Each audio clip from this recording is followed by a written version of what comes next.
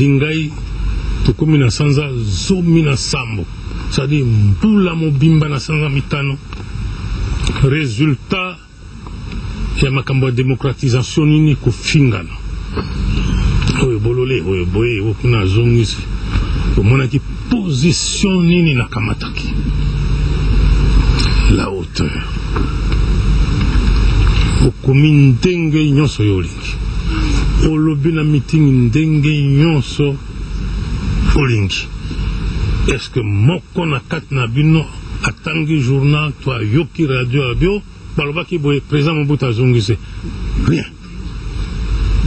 Oh Aïbi, je reste silencieux. Abomi moto. Madame de Bele Kimia. Vous vous êtes certainement posé la question de savoir, mais qu'est-ce qui se passe à l'Obata et là, comment je ne pouvais pas. Comme chef de l'État, je dirais même chef tout court. La Kamati ligne de conduite, il y a silence. Tinanini, pourquoi? Nazali Mokonzi, Batona Noma qui bangona ba fonction minene, basée occasion. Grâce au processus, il y a démocratisation en cours. Bakoumi Basso, chef de parti, fondateur et parti. La partie unique, j'étais le seul président fondateur. Les autres ont commis 200 et quelques. Allez vous retrouver là-dedans. Eh bien, la vanne de Bélé, nie. Leçon et sagesse, la pessi surtout na bino ban. Bino.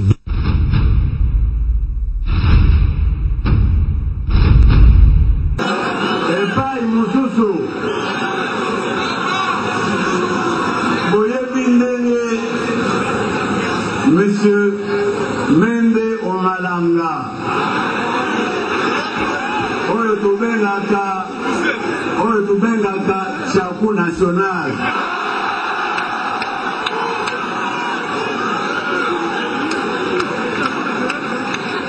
Moyoki ndenge Mende akangi radio télévision moko na Kinshasa eza koloba vérité. À la radio télévision, il y a un débonabiso Roger Rumbala à Kangi Yango.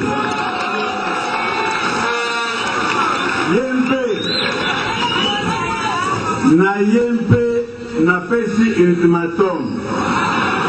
Lelo ozali mokolo ya jeudi 11.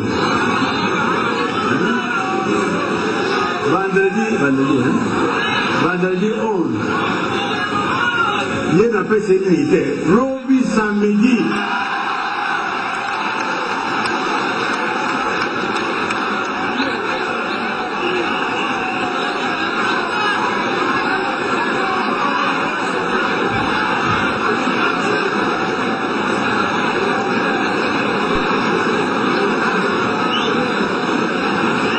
Robi samedi. Mende oyaza koloka ngai sikoyo ata akosi ayoki ngai. Il faut afongola radio ya Rumbala ebanda kolosala banda lobi samedi.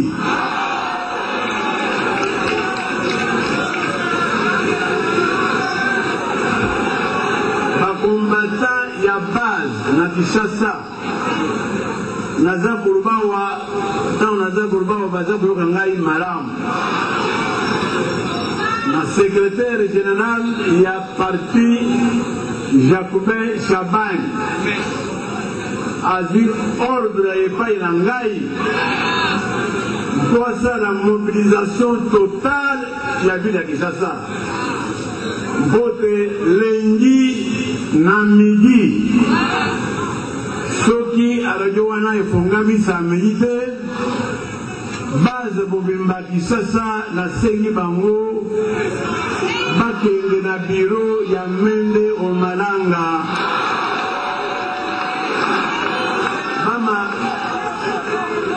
bamatila ye na biro na ye eza na tour ya télévision baterrorize ye makasi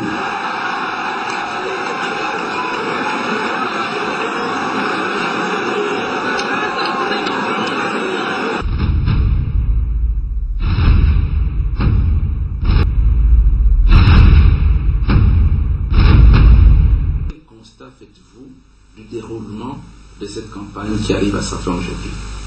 Eh bien, nous avons pris comme, je dirais, approche, c'est d'avoir confiance, confiance dans le pays, confiance dans ses institutions et confiance dans ses citoyens. Et donc, la Belgique, proche amie du Congo, souhaite que toute cette campagne électorale se déroule clairement dans un climat apaisé qui peut favoriser des élections crédibles. Et donc, nous restons confiants, malgré la tension de ce jour, que le déroulement dans les heures qui viennent puisse ramener la sagesse au premier plan et puisse diminuer la tension qui est d'une certaine façon normale dans une campagne électorale, mais qui ne peut pas s'exacerber au point où la violence domine le débat politique. Oui, monsieur l'ambassadeur, vous venez à peine d'apprendre la décision prise par le gouverneur de la ville de Kinshasa qui annule tous les meetings politiques prévus ce jour ici. Votre réaction? Bien, ma réaction est une réaction tout d'abord respect pour les décisions des autorités congolaises. Il ne revient pas à la Belgique de remettre en cause des décisions politiques. D'une part, je dirais, c'est dommage que le climat ne puisse favoriser, je dirais, des meetings politiques dans le calme, ce qui aurait été normal dans une période électorale où les candidats, le dernier jour, veulent s'exprimer. Mais il est tout à fait normal, lorsque la sécurité publique de Kinshasa et des citoyens congolais est en danger, que l'on prenne des décisions pour apaiser le climat, pour éviter que cette journée soit marquée par la violence, alors qu'elle devrait être marquée par le calme et le débat politique.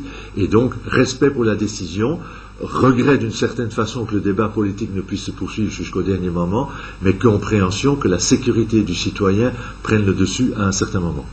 Est-ce que, à votre niveau, en tant que représentant de la communauté belge, ici en Afrique centrale, au Congo exactement, vous avez pris certaines mesures au cas où il y aurait débordement pour évacuer les ressortissants belges? Justement, la Belgique, dans ce climat de confiance pour ce qui se passe au Congo, n'a fait que répéter les mesures de précaution et de prudence normales au Congo. Donc la Belgique n'a donné aucune recommandation ou instruction de prise de mesures exceptionnelles. Nous pensons que le Congo est en mesure d'organiser ces élections, que les citoyens sont capables et en mesure d'y participer, et nous avons simplement rappelé aux citoyens belges les mesures de précaution et de prudence normales dans un climat électoral tel que ce pourrait être dans d'autres pays. Mais donc, pas de mesures exceptionnelles, et nous gardons confiance que le peuple souhaitera des élections apaisées et ne se laisse pas déborder par les appels à la violence. Monsieur l'ambassadeur, avec 4 de vos collègues, vous venez de faire une déclaration sur Radio Okapi. Est-ce que vous pouvez nous résumer l'essentiel de cette déclaration?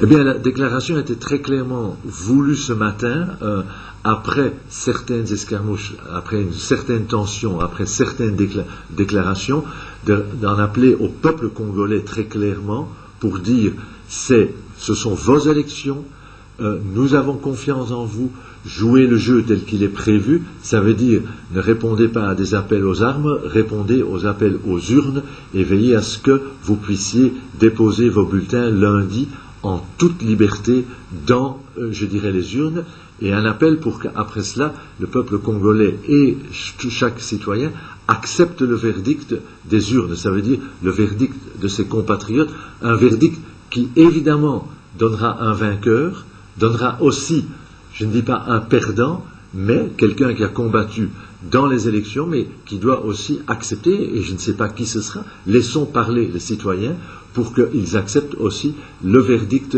du peuple congolais quant au choix.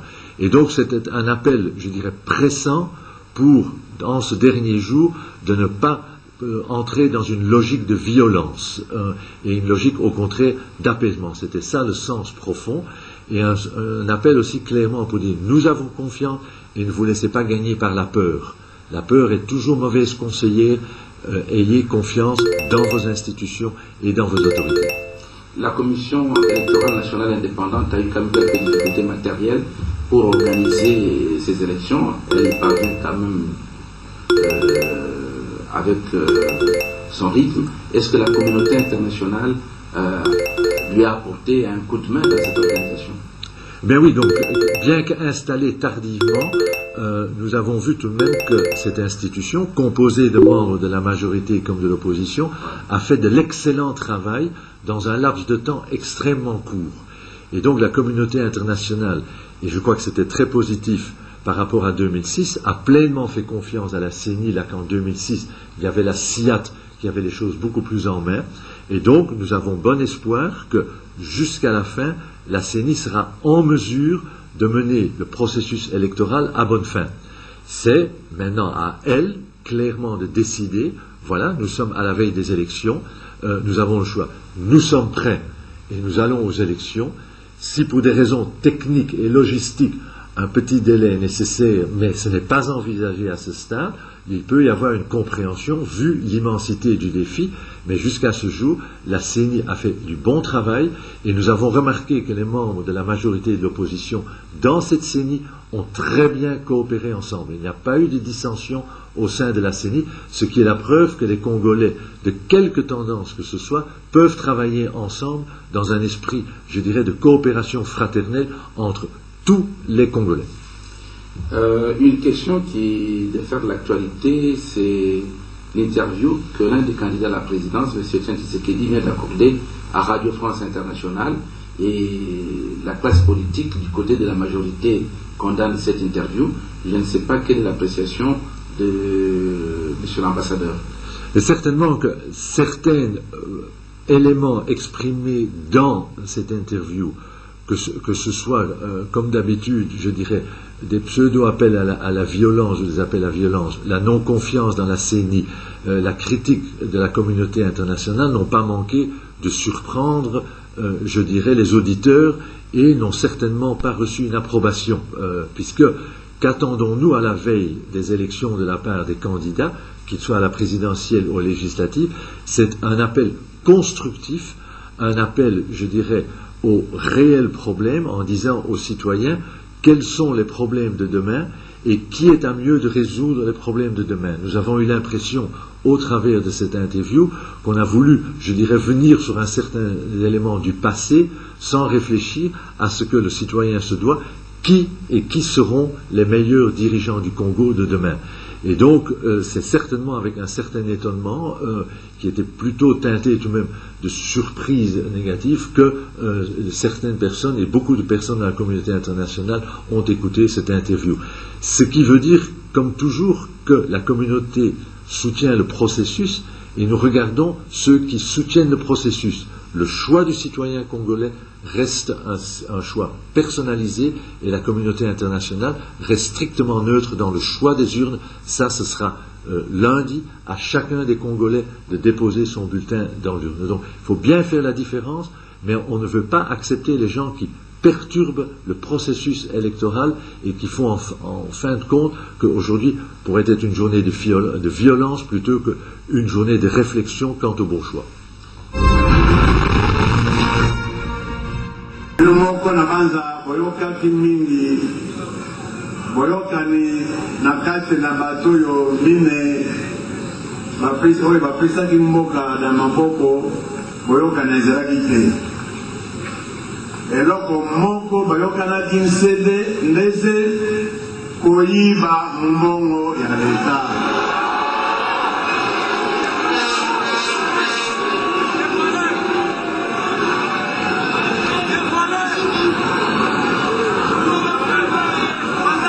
Basalaki kaka kuswana na kuiba mbongo ya leta.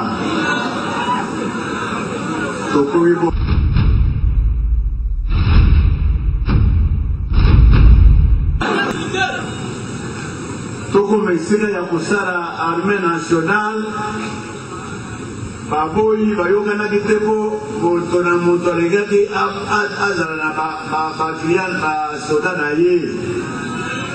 Basoda ngo banani ba simple milicien bayibe eloko moko ya mbete bamingi bazalaki bandele ya liamba.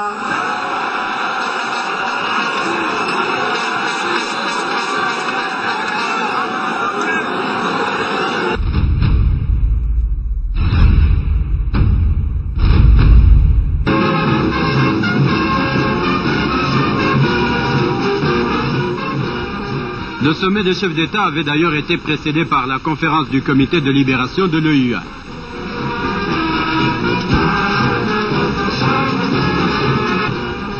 Le sommet des chefs d'État avait d'ailleurs été précédé par la conférence du comité de libération de l'EUA.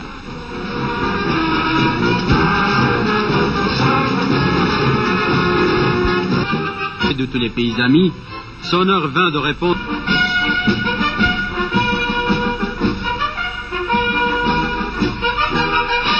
Les bulletins de vote ayant été dépouillés, le triomphe du nouveau régime est proclamé.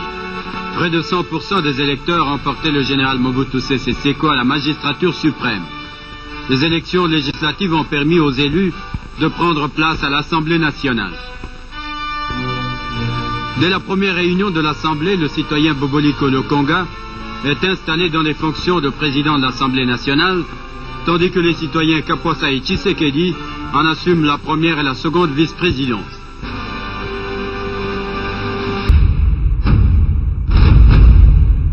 Sans plus tarder, je me mets à votre disposition en vue de répondre à vos questions et éventuellement satisfaire certaines de vos curiosités.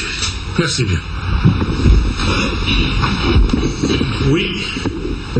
Monsieur le Président, quelle est votre réaction après les événements de la semaine passée et quelles sont les conclusions politiques que vous en tirez? Les réactions sont contenues dans mon message à la nation qui passe ce soir, qui est déjà enregistré et dont j'espère que vous avez déjà reçu copie. Voilà. D'accord. Vous proposez un nouveau schéma politique.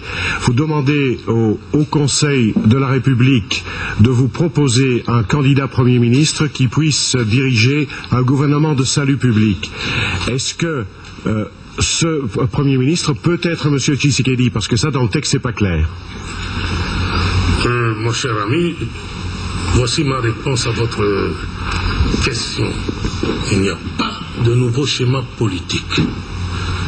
Il a été convenu l'année dernière à Sélé, dans le cadre du compromis politique qui avait été mis sur pied, que c'est la conférence nationale souveraine, aujourd'hui disons au Conseil, qui doit me proposer un candidat Premier ministre et c'est moi qui nomme. Donc nous sommes dans la ligne. Ce Premier ministre doit pouvoir... Étienne Tshisekedi. Eh bien, ma réponse est la suivante, madame. Tshisekedi est tellement compromis dans ce qui vient de se produire que j'ai l'intention d'écrire à la Cour suprême de justice en vue d'ouvrir un dossier judiciaire pour me permettre de voir clair. Madame, je ne l'accuse pas encore. Calmez-vous, je ne l'accuse pas encore, mais je voudrais qu'on m'instruise sur certaines questions que je vais poser à la justice pour voir clair.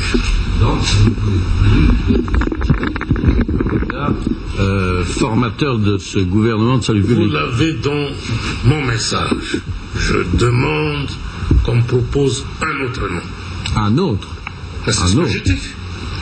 Alors, vous demandez qu'on vous propose quelqu'un qui collabore, qui puisse collaborer avec vous. Est-ce que vous allez collaborer avec lui? Mais comment donc? Quel est mon rôle de chef de l'État? Quel va être le rôle de celui qui peut peut-être demain proposer Premier ministre? Vous le savez. Mais il y a quelque chose qui m'effraie et que je ne comprends pas. C'est de voir que les journalistes que vous êtes, et dans mon esprit, vous êtes là pour vous informer, poser des questions, savoir exactement quoi sur la vie, la situation du Zaïre d'aujourd'hui. Et tout tourne autour du nom d'un seul homme. Comme si tout l'avenir du Zaïre, c'est Tshisekedi. Ça m'inquiète. Monsieur le Président, qu'est-ce que vous entendez par très rapidement pour la proposition d'un nouveau formateur de gouvernement? Cela veut dire en clair que ça traîne depuis le dimanche 22 novembre dernier, lors de notre notre rencontre à Troyes, ici même à Badolité, l'archevêque de Kisangani, Monseigneur Mosengo, Tshisekedi de l'autre et moi, il avait été convenu entre nous trois de mettre immédiatement sur pied un gouvernement de large union nationale, c'est-à-dire représentatif de toutes les régions du pays et de toutes les grandes tendances politiques contre le Zaïre. La réponse de Tshisekedi, qui était à ma gauche, était claire. Citoyen président, dès demain, nous étions le dimanche 22, dès demain, dans mon esprit, c'est-à-dire le lundi 23, je m'y mets. Retourner à Kinshasa, poser la question à l'évêque. Il était là. Et si le HCR ne vous propose aucun nom, qu'est-ce que vous ferez à ce moment-là? Eh bien, j'attends, si c'est ça la réponse, eh bien, je prendrai mes dispositions. Vous vous adressez au Conseil de la République. Monseigneur Mosengo propose une médiation. Est-ce que vous le considérez comme un arbitre? Vous savez, entre nous, je ne veux pas ici faire du juridisme. L'arbitrage n'est pas dans la Constitution qui régit encore à l'heure qu'il est la République du Zaïre. Et l'acte n'est pas encore prodigué. Et vous voyez que dans mon texte, j'en parle. Qu'est-ce que je dis? L'harmonisation des textes. Qu'on se mette d'accord pour sortir l'acte pouvant régir la transition. Voilà tout. Le pays afin de reprendre en main le Zaïre avec l'appui de la DSP et réaffirmer ainsi votre autorité. Qu'est-ce que vous en pensez? Je vous retourne la question. Lorsque vous me dites certains, d'après vous c'est qui? Étienne Tshisekedi vous accuse en tout cas d'être responsable de la situation actuelle et de faire blocage au processus de démocratisation. Et vous croyez, vous, madame, que c'est la première accusation de Tshisekedi contre ma personne? Mais il m'accuse tous les jours, et vous le savez. Selon une rumeur, M. le Président, vous voulez mettre Tshisekedi en exil pour plus de pouvoir, c'est vrai ou pas? Je n'ai pas besoin, mon cher ami, de mettre qui que ce soit en exil pour prendre sa place. Prendre sa place, ça veut dire quoi? Je suis chef de l'État, c'est lui qui brigue la présidence. La réponse chez moi est claire, allons-y. Ce n'est pas moi qui ai peur des élections, vous le savez. Voilà. Relisez encore une fois mon message à la nation, il est clair. Vous savez, mes chers amis, nous venons de vivre quelque chose que je n'ai jamais connu depuis que je suis à la tête de la République du Zaïre. À cause de lui, mes militaires se sont tirés dessus. Je n'ai jamais vécu cela. Mais Monsieur le Président, pourquoi payer les militaires avec des billets de 5 millions alors que le Premier ministre avait refusé ces billets? On pouvait prévoir des troubles. Alors n'est-ce pas un peu une provocation? Quel Premier ministre, madame? Chez vous, je ne sais pas si vous êtes belge ou française. Française. Eh bien, en France, les billets de banque en circulation relèvent de quelle autorité? Vous savez qu'au Zaïre, la Banque du Zaïre est sous la tutelle du chef de l'État. Je n'ai même pas, moi, autorité pour dire quoi que ce soit en cette matière au gouverneur de la Banque du Zaïre. C'est lui qui juge de la situation pour faire des rapports à l'État, au gouvernement, au chef de l'État, qui l'ont dans ses intentions de sortir de nouveaux billets de banque. Voilà tout. Ça ne regarde ni le chef de l'État, ni le Premier ministre. Je n'ai pas, en tant que chef de l'État, madame, excusez-moi, l'autorité de dire, eh bien, ce billet-là, je n'aime pas ses couleurs, ça ne peut pas circuler. Ça n'existe pas. Encore moins un Premier ministre. On nage dans la confusion. Il n'a pas autorité en la matière. Voilà tout. Monsieur le Président, la Belgique, la France, les États-Unis continuent à avoir en M. Tshisekedi et son gouvernement le seul gouvernement pour le moment. Hier, il y a eu une réunion importante à Bruxelles. Ils sont toujours dans le même schéma. Alors, qu'est-ce que vous leur répondez? les choses sont déjà assez compliquées entre votre pays et M. Postout et le mien que je ne veux pas ici rentrer dans des... Il n'y a pas que mon pays, Monsieur le Président, il y a les États-Unis et la France aussi. Il y a d'abord votre pays. Et excusez-moi, je n'accuse personne, je ne vise personne. Je vous dis qu'il y a d'abord votre pays. Je peux vous dire qui a rédigé ce rapport-là, ce communiqué. J'en sais un peu plus, et en tant que chef de l'État, vous allez m'excuser, parce que je suis astreint à des devoirs de réserve. C'est toujours facile de dire la Belgique, la France, les États-Unis. D'accord. C'est toujours facile. Mais les pressions de deux grands pays, de deux grandes puissances mondiales, la France, les États-Unis, ne vous fait apparemment aucune impression. Mon cher ami, j'ai peur de voir un journaliste que je connais bien, Monsieur Postout, tenir pareil langage. C'est une question que je vous pose, Monsieur le Président. Non, j'arrive, j'ai peur, ça m'inquiète. Vous savez que depuis le 30 juin 1960, le Zaïre est indépendant.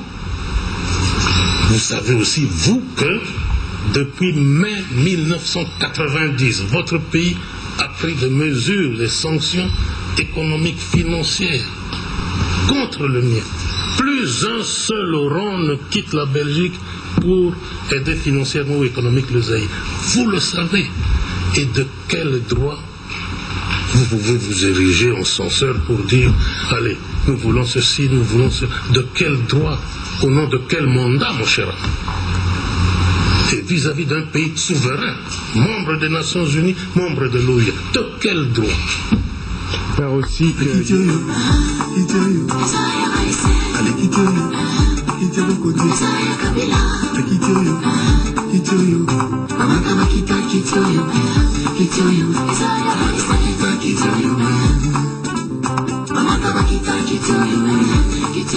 Le classer dans la catégorie tabou.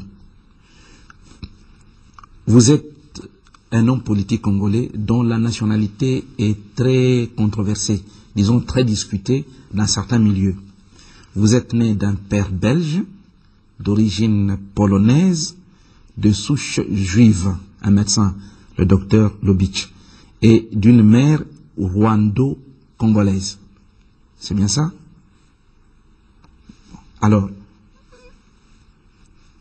comment expliquer que, à ce jour, vous n'êtes pas le seul métis de la classe politique congolaise? Je parle bien des politiciens parce que dans l'ensemble de la population, le problème ne se pose pas. Comment se fait-il que, dans ce jour, on vous conteste la nationalité congolaise? Vous êtes le Ouattara congolais. Vous dites bien, maintenant, on vous conteste la nationalité congolaise. Si nous remontons dans le temps,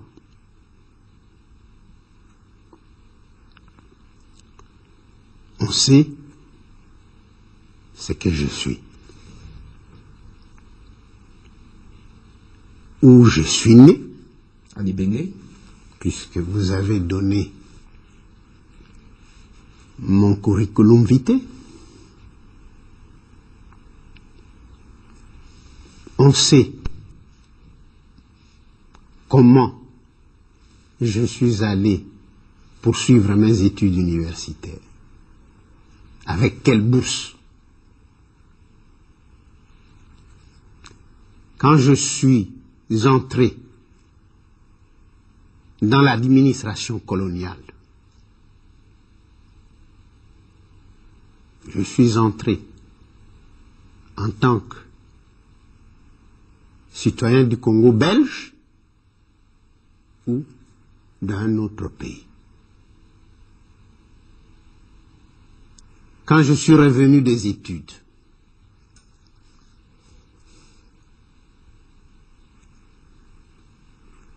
vous avez donné tous les cursus. Oui, d'accord. Ça c'est connu. Est-ce que vous pouvez nous aider un peu? À un moment donné, Kingo n'a jamais été contesté. Mais il est arrivé un moment où on a commencé à vous contester. Et si ma mémoire est bonne, ça remonte, je crois, aux années 82-83. au début des années 80.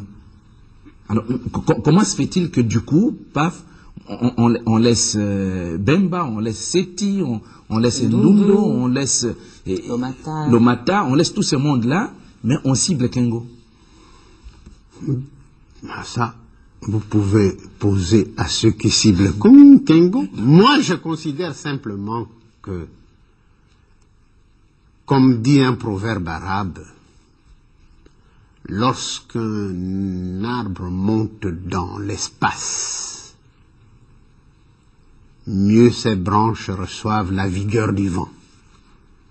J'étais, parmi tous ceux que vous citez, celui qui a été le plus élevé en grade.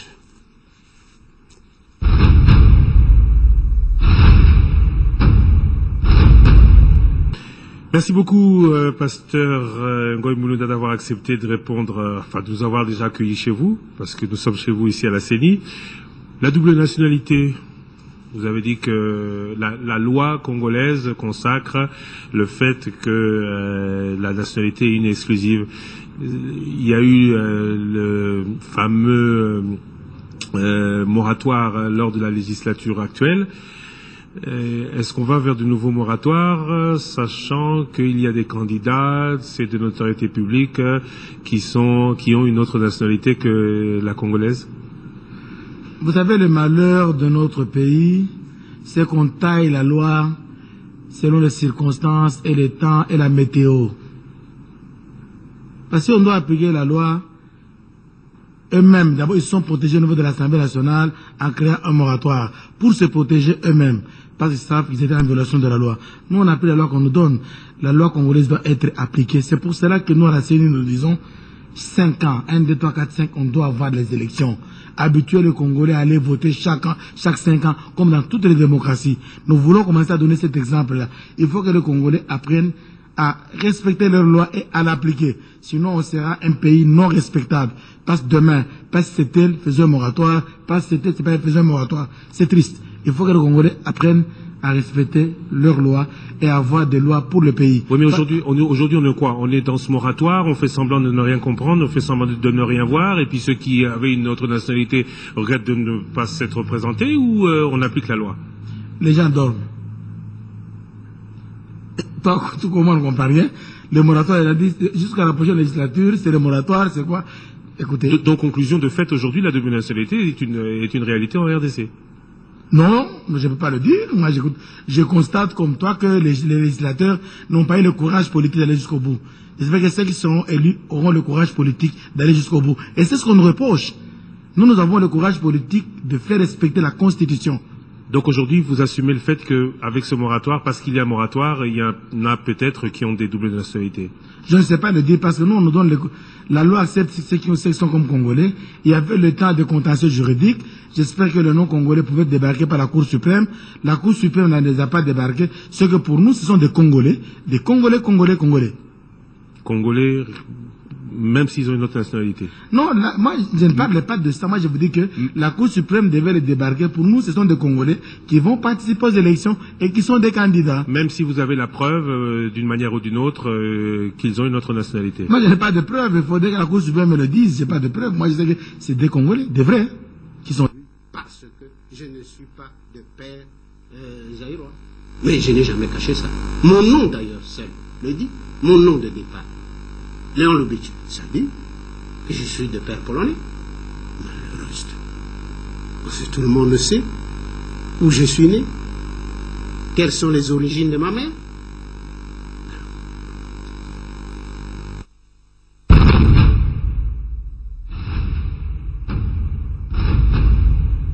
À la transition, aller aux élections le 30 juillet pour que nous puissions commencer effectivement la reconstruction du pays et le développement.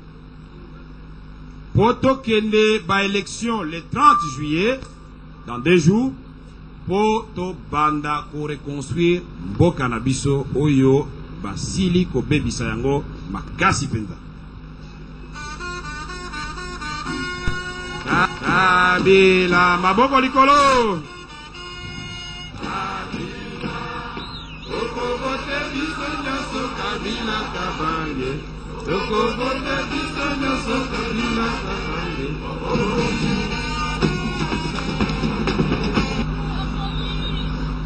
Vous savez qu'il y a eu beaucoup de résistance. Il y a ceux qui n'ont pas voulu à ce que nous puissions organiser les élections. Ce sont les ennemis du peuple. Boyebi ke batu nyonso balingaki élection te. Eza na baye ike kati na ba politicien na biso balingaki te. Peuple ndenge mzalo baki pouvoir au peuple poto que l'élection. Bazab solo ba ennemi ya peuple congolais. J'avais reçu en audience un groupe de politiciens au Palais de la Nation. Et à la sortie de l'audience, deux de ces politiciens sont allés dire « Eh ben, moi, Noyo Kabila, Makamba va élection. » Ok. Lelo ezali kaka. Isanola lelo, isanola. E baluki rato e komi rato.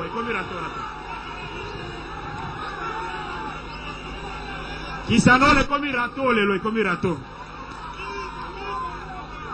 Et aujourd'hui, c'est mon tour de dire,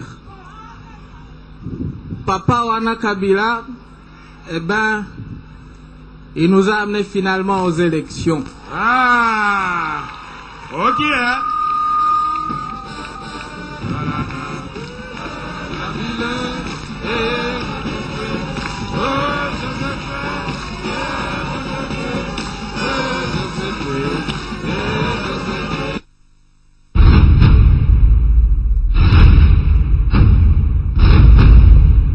Mais à un certain âge, on ne peut plus changer. Vous savez que en 1982, les années 80, quand les 13 parlementaires avaient écrit leur lettre, parmi les grands concepteurs de cette lettre, il y avait Etienne Tshisekedi. Bon, quand ils acceptent tous ensemble d'aller à Badorite pour faire un accord avec Mobutu, Tshisekedi, il a accepté avec tout le monde, il rentre à Kinshasa, lui refuse d'entrer dans les institutions. Les autres, l'équipe Bassa et les Ngalula, entrent dans les institutions. Donc bref, il reste au chômage.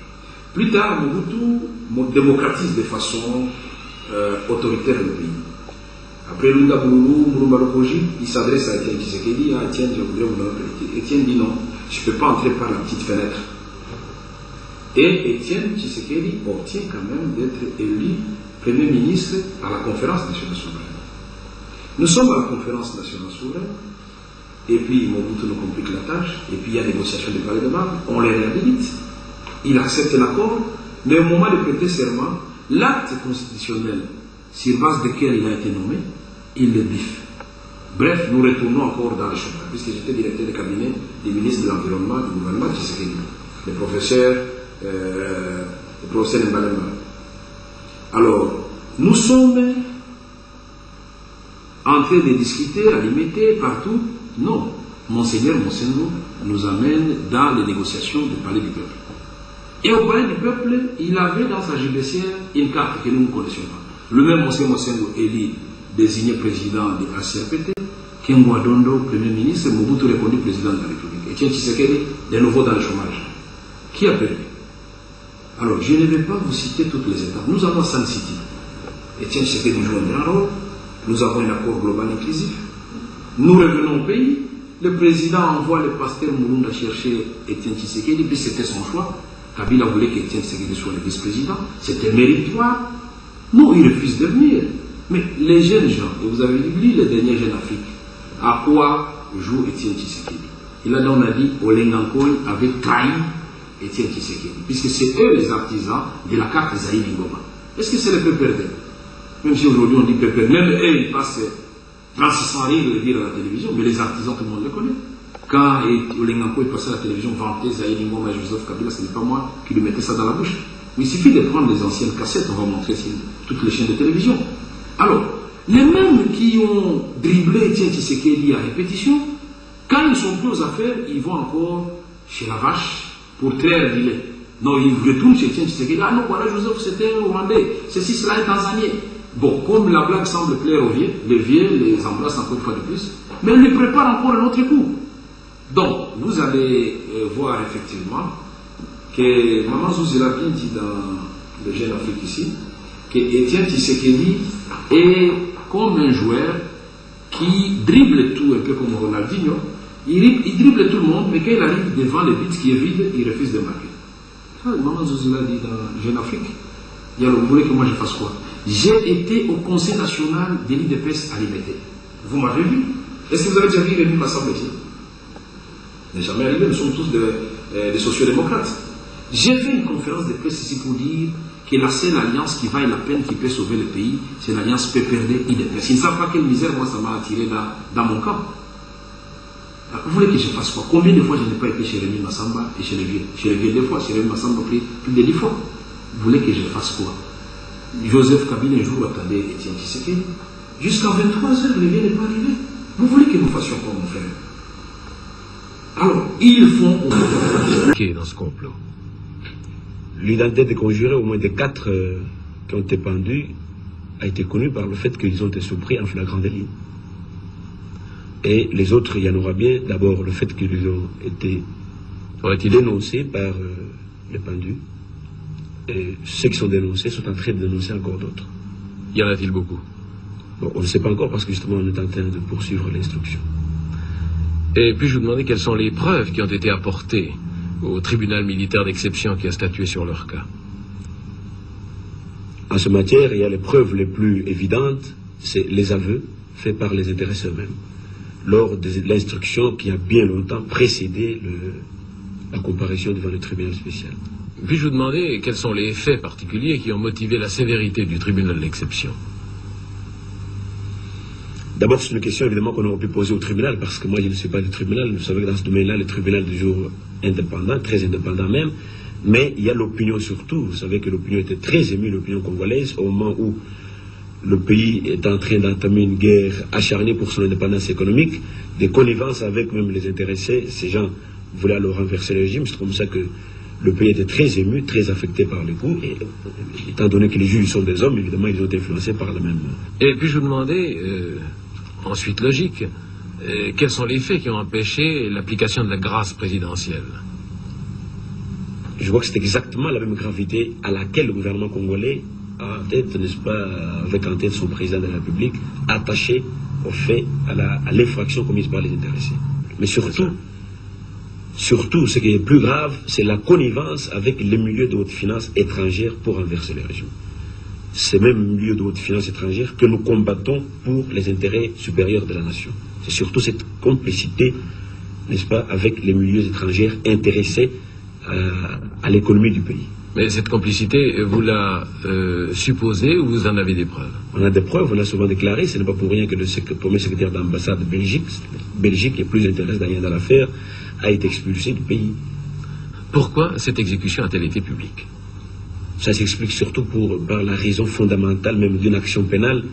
L'action pénale ne doit pas être toujours répressive, mais elle doit aussi être préventive. Éducative. Il faut qu'on prévienne, éducative, oui, préventive aussi, qu'on prévienne tous ceux qui, non seulement étaient dans le coup, mais tous ceux qui aussi attendaient leur tour pour y passer, pour qu'ils puissent y voir avec quelle sévérité on finit ces genres d'infractions. On punit ces genres d'infractions. Rendu public au lendemain de ce complot et qui donnait carte blanche à ce tribunal militaire d'exception de faire ce qu'il pouvait faire. Il était du devoir, n'est-ce pas, des 3 officiers supérieurs qui constituaient cette justice militaire d'exception d'accepter ou pas que les conjurés aient des avocats pour leur défense. Ce qui a peut-être frappé l'opinion publique en Occident, disons, c'est qu'en démocratie, dans nos démocraties, nous ne pendons pas les politiciens, nous n'exécutons pas les politiciens. Mais, je vous répète encore ici, mon cher ami, nous ne sommes pas des Européens, nous ne sommes pas des Occidentaux, nous sommes plutôt nous autres des Bantous.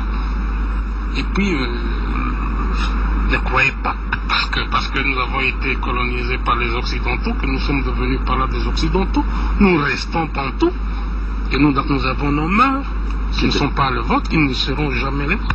C'est dire que la démocratie, telle que nous l'entendons, n'est pas applicable telle qu'elle ici, à votre avis? On peut l'appliquer, mais pas à la lettre, comme chez vous. Quelle est la nuance exacte alors? La nuance, c'est que chez nous, le respect dû à un chef, par exemple, c'est quelque chose de sacré. On ne peut pas jouer ou blaguer avec un chef. Lorsqu'un chef décide, il décide, un point c'est tout. J'ai décidé au nom du haut commandement que nous sommes au pouvoir pour 5 ans, et un point c'est tout. Il n'appartenait plus à un groupe de politiciens d'aller se mettre du côté des financiers pour provoquer encore des désordres ou des troubles dans ce pays. Ils l'ont fait, il fallait un exemple.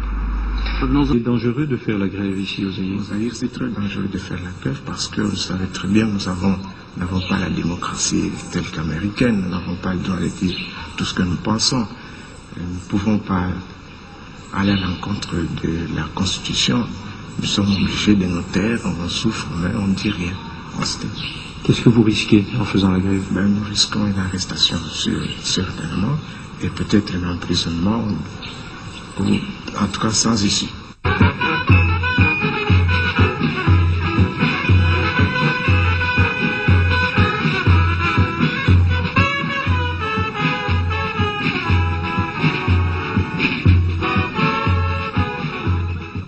Le mot bouddhisme, lorsqu'on en parle, c'est quoi exactement?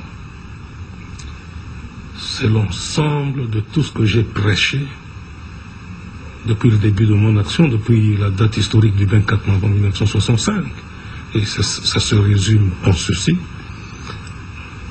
les enseignements, la pensée et l'action du président fondateur du MPR.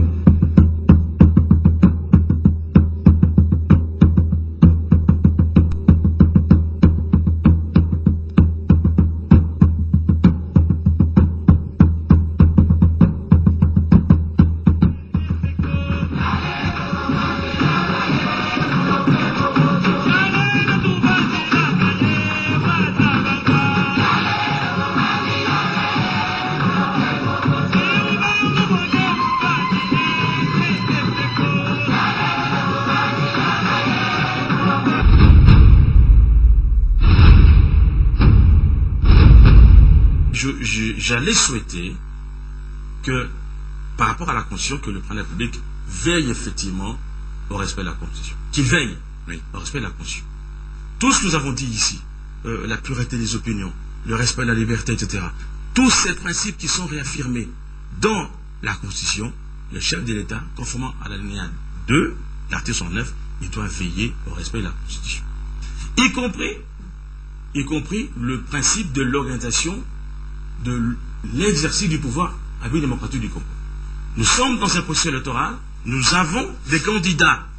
Le chef de l'État, par rapport à ce rôle-là, doit veiller à ce que les candidats qui se présentent, il y en a 11 aujourd'hui, eh bien, ces candidats-là, le président, par rapport à cet article-là, doit s'assurer, je ne dis pas qu'il va dire le droit, parce qu'on n'est pas au niveau des conflits, il doit s'assurer que les candidats ont respecté les prescrits de la Constitution, l'article 10, qui dit que la nationalité congolaise, elle s'acquiert soit par l'origine ou par la question individuelle. L'article 10. L'article 112 dispose que nul ne peut être candidat président de la République s'il n'est rempli 4 conditions, dont la première, être congolais d'origine. Enfin, l'article 111 dit que les présidents de 2 chambres, donc l'Assemblée nationale et le Sénat, doivent être les Congolais d'origine. J'ai observé les candidats qui se sont présentés. Il y en a 11.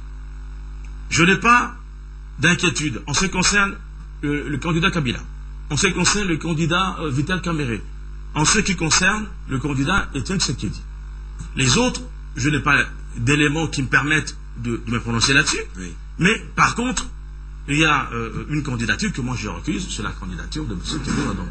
M. Kengo Adondo, il est, je pense, qu'il est congolais, parce que je n'ai pas de preuves. Le fait d'avoir été dans nos institutions, c'est pas suffisant.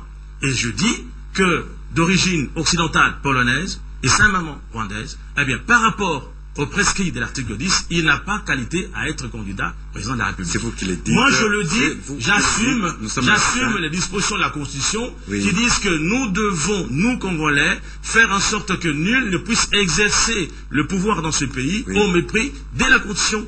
C'est vous qui le dites, ça n'engage que vous. Nous sommes à la...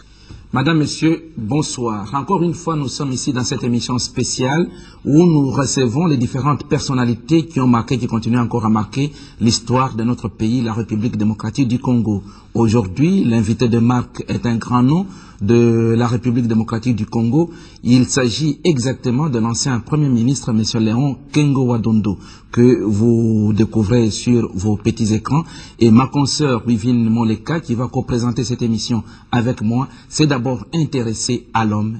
Elle nous le présente. Né à Libenge il y a 64 ans, le jeune Léon Lubitsch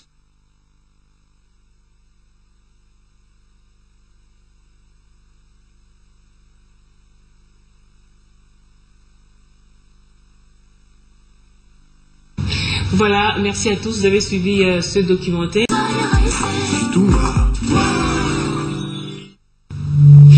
Grande soirée électorale, une émission qui met fin à la campagne électorale. C'est ce samedi 26 novembre plutôt que la campagne électorale prendra fin et ça sera à minuit. Et donc, professeur Moupa Passaï, les Congolais sont habitués et devraient être habitués à pouvoir voter le 28 novembre. Les élections auront bel et bien lieu. Là, c'est acquis. Et donc, quelles leçons nous pouvons tirer par rapport à ce documentaire que nous venons à peine de regarder? Il y a eu beaucoup de choses dans ce documentaire.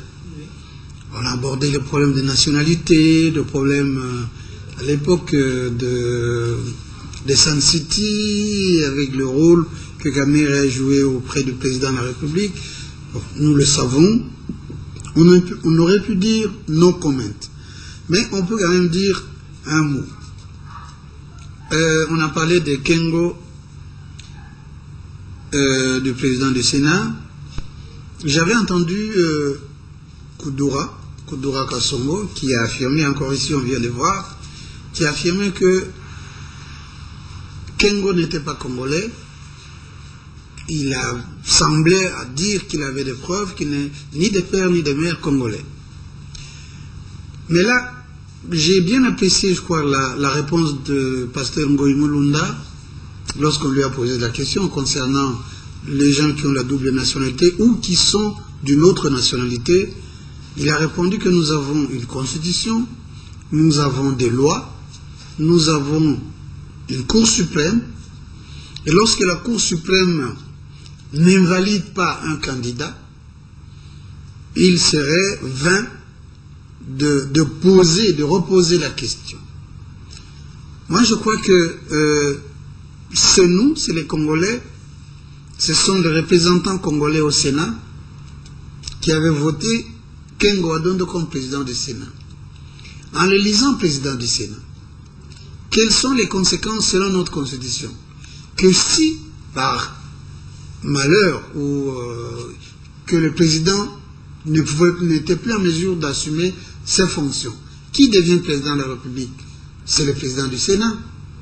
Donc, les Congolais savaient, en les lisant au Sénat, que c'est quelqu'un qui peut exercer le pouvoir au niveau de la présidente de la République. Et également, je crois, dans l'histoire, enfin, l'histoire de notre pays, qui est d'ailleurs récente, M. Congo a occupé de hautes fonctions, de Premier ministre, je crois 3 fois au moins. Et donc, poser ce problème aujourd'hui, je crois que c'est un manque de logique de notre part. J'essaie de mettre ça en parallèle avec ce que l'on a vécu en 2006 concernant le président de la République, Joseph Kabila. Beaucoup de gens prenaient comme élément de campagne qu'il était étranger. On lui attribuait d'ailleurs beaucoup de nationalités, Rwanda, Tanzanie, je ne sais pas quoi, ou si c'est pas Haïti, ou je ne sais plus quoi. Et finalement... Apparemment, c'est ce même point de vue qu'a évoqué... Étienne Tshisekedi. Voilà. Il avait dit dans un pays, même je crois à Kindu, où il aurait dit qu'il n'était pas le fils de Maman Sifa. Ce qui a fait révolter les femmes de Kindu et la population de Kindu. Il a redit... Il a été traité en 2006, non? Oui, c'est ça. Et en 2006, ce matin, à une interview qu'il a accordée à RFI, il a dit également qu'il doit retourner dans son pays, donc au Rwanda. Je trouve que ce sont des... C'est étonnant que ça vienne d'une personnalité comme Etienne Tshisekedi, qui devait avoir une grande expérience politique, qui devrait être le sage de la République. Donc, ça m'étonne que ce soit lui qui puisse dire que Kabila doit rentrer au Rwanda, en le traitant d'ailleurs de toutes en disant ce bonhomme, etc. Mais c'est le président de la République. Voilà, professeur Mpapa Saya, nous allons une fois de plus regarder ce que va nous proposer la régie et on va rentrer pour continuer ce débat. D'accord.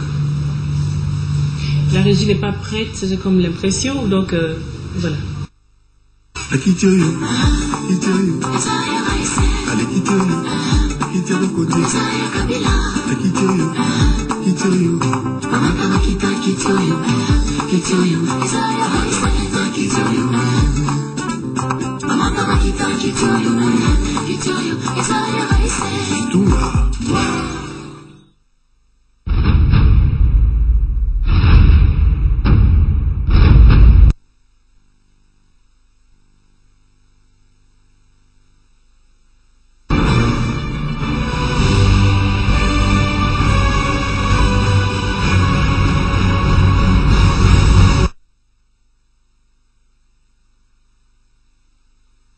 C'est la grande soirée électorale, votre émission, comme je l'ai dit au début, qui mettait fin à cette campagne électorale 2011.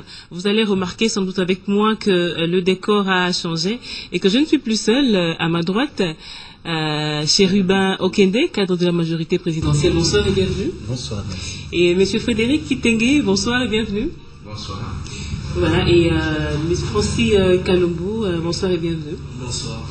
Voilà, avec tous, nous allons donc débattre au sujet des élections. C'est prévu pour le 28 novembre 2011 et nous sommes tous prêts. Je commencerai par M.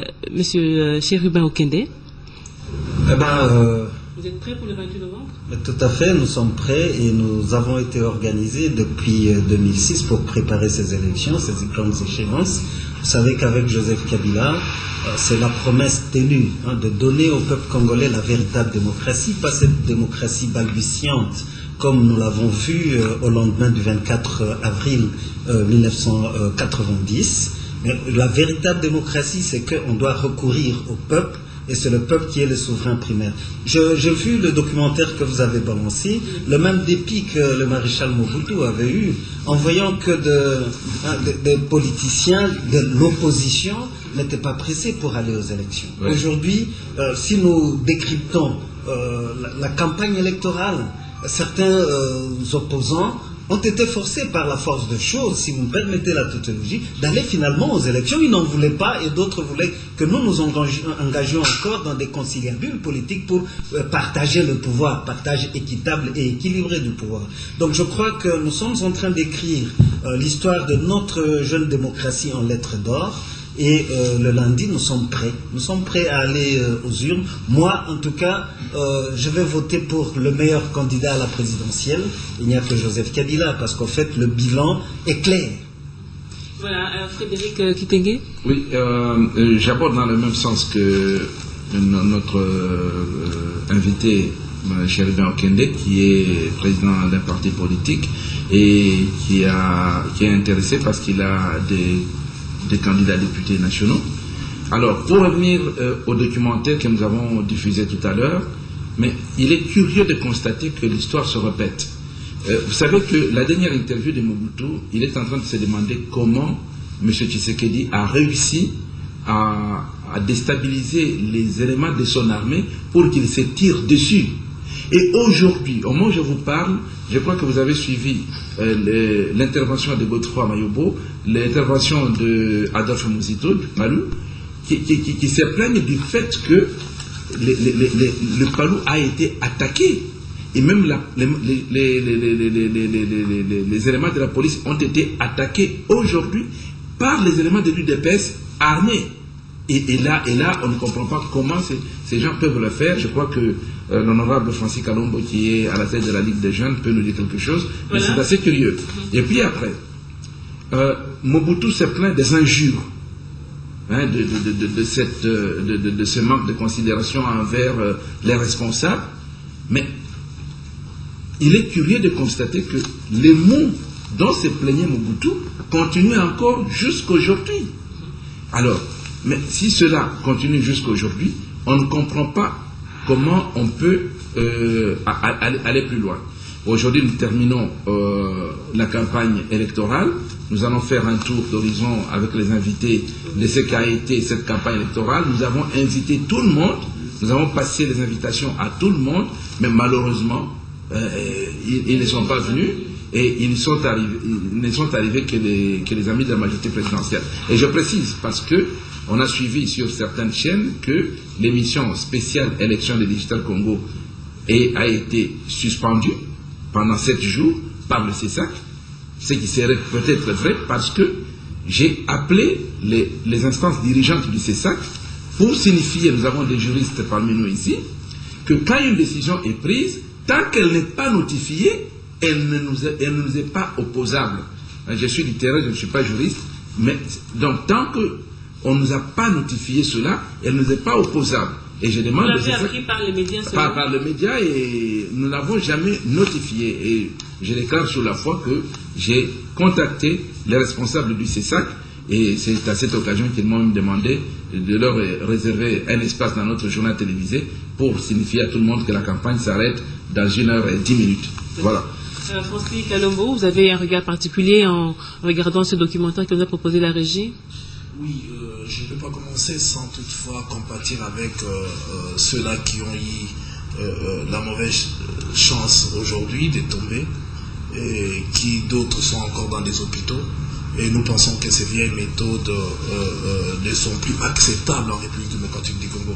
Et aujourd'hui, vous avez vu avec le reportage, voilà quelqu'un, et c'est vrai que nous sommes un État jeune, où on peut encore croiser dans la rue quelqu'un sorti tout droit d'un livre d'histoire, et lorsque nous interrogeons l'histoire, nous voyons que certaines personnalités que nous pouvons respecter en République démocratique du Congo ont passé tout leur temps à tuer ou à applaudir lorsque les Congolais meurent. Et le reportage de tout à l'heure, nous voyons que déjà vers les années 60, le président Tshisekedi a applaudi lorsqu'on a penti des Congolais. Il l'a justifié, il l'a approuvé, et il n'a jamais eu de remords. Et voilà quelqu'un qui a instauré la dictature, la plus grande dictature en République démocratique du Congo, veut apparaître aujourd'hui comme un donneur de leçons, et il continue à faire tuer des Congolais. Et moi j'ai l'impression, et je crois que, sauf imprévu, puisque je n'ai jamais entendu le président Tshisekedi prononcer le nom de Dieu dans tout ce qu'il fait, et je suis sûr et certain que ce sont des maisons mystiques que certains ont eu l'habitude depuis la Deuxième République de fréquenter, qui chaque fois demandent des sangs des Congolais, que ces sangs puissent couler peut-être pour prolonger leur vie. Parce qu'on ne peut pas concevoir, ni comprendre qu'un homme politique qui aime les Congolais, qui veut diriger les Congolais, doit les envoyer à la mort. Il doit chaque fois chercher à ce qu'il y ait du sang qui ont coulé. Aujourd'hui, les miens sont tombés, les miens sont blessés, et je pense que je demande aux jeunes, aux militants de l'IDPS, de faire très attention, puisqu'en face d'eux, c'est aussi des Congolais. Mais parce que, Francis Kalombo, vous encadrez aussi les jeunes au sein de votre parti politique, comment est-ce que vous le faites? Parce qu'il faudra le dire, nous constatons qu'il y a une intolérance politique. Oui, certes, de la part de l'IDPS, il faut le reconnaître que l'IDPS... De part et d'autres? Non, pas du tout de notre part. Il faut reconnaître, il faut appeler quelqu'un son nom.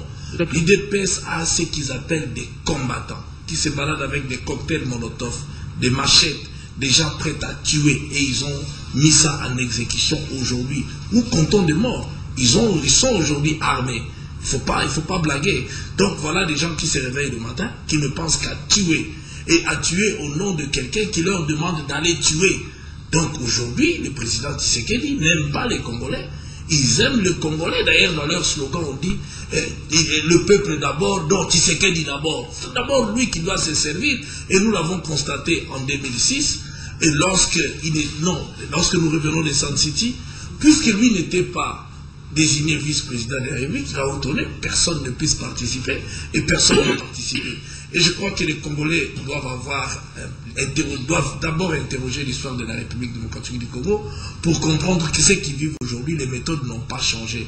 Et le président Tshisekedi n'a jamais accédé au pouvoir, tout simplement parce que son caractère le met dans une position où il pense qu'il faut que les gens meurent. Aujourd'hui, il est bloqué à l'aéroport, tout simplement parce qu'il est descendu.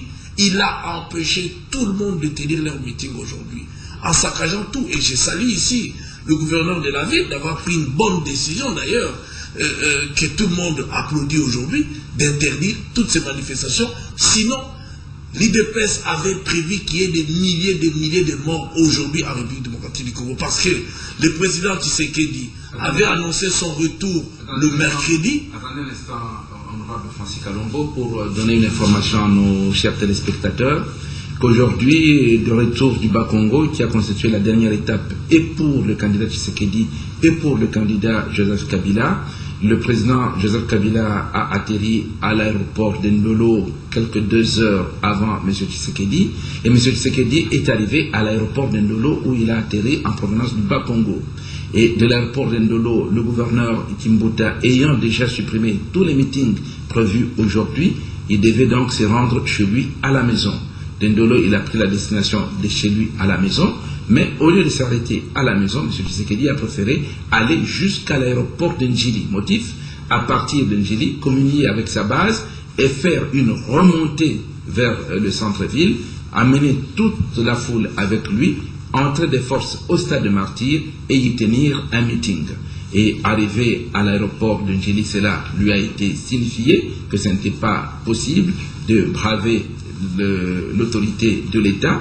Et M. Tshisekedi a refusé de rentrer chez lui à la maison. Il est resté dans son véhicule pendant plus de 2 heures et fatigué, il a décidé de descendre du véhicule et d'aller rester au salon d'honneur de l'aéroport international de Ndjili.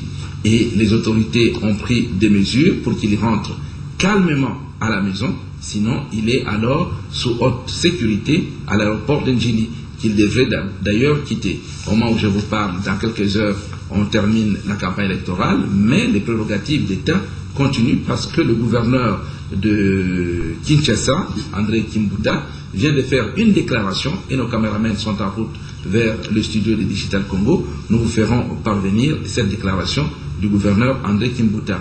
Et une décision aussi a été rappelée par la Commission électorale nationale indépendante, la CENI, ainsi que le Conseil supérieur de l'audiovisuel et CESAC, qui rappelle à tout le monde qu'à partir de minuit, la vie redevient normale sur toute l'étendue de la République démocratique du Congo. Donc, je crois que nos invités peuvent faire un tour avec des commentaires sur cette dernière actualité avec M.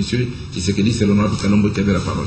Oui, non, moi je comprends, peut-être que vous n'avez pas d'informations, mais moi j'ai quelqu'un du proche entourage qui m'a informé que le président Tshisekedi, dans des maisons mystiques dont ils ont l'habitude de fréquenter, lui ont dit qu'aujourd'hui, vouloir ou pas, il doit partir de l'aéroport de Ndjili pour descendre et cela va lui permettre d'avoir le pouvoir. Sinon, il ne pourra pas. Voilà.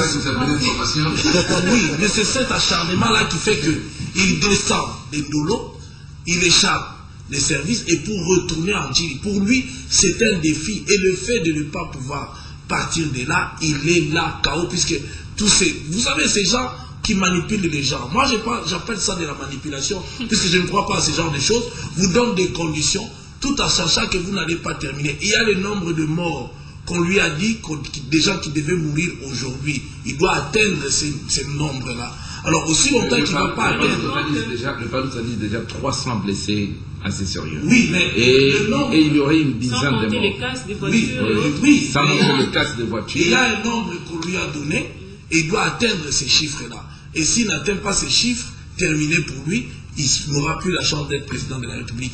Donc ce sont des conditions qu'on leur donne, on fait croire qu'il a des mystiques, il va faire tuer les gens, croyant qu'en faisant tuer les gens, il va accéder au pouvoir. Alors voilà pourquoi aujourd'hui, il est là où il est malade, il n'est plus tranquille. Pour lui, il est obligé de faire tuer et d'arriver aujourd'hui.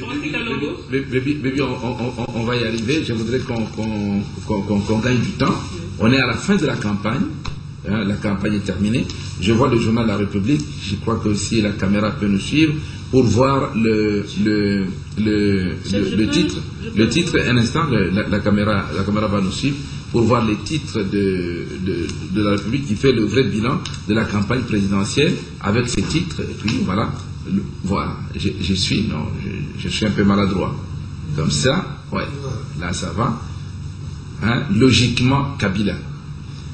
Donc, pour la République, c'est que le vrai bilan de la campagne électorale, logiquement, c'est Kabila. Alors, si on arrive à cette conclusion, qu'est-ce qui pousse la majorité présidentielle à tirer la conclusion que c'est logique que Kabila gagne? Si je parle professeur Papa, moi je crois qu'il y a une seule raison. Oui. Il est le seul à battre campagne avec un programme pour le Congo de demain.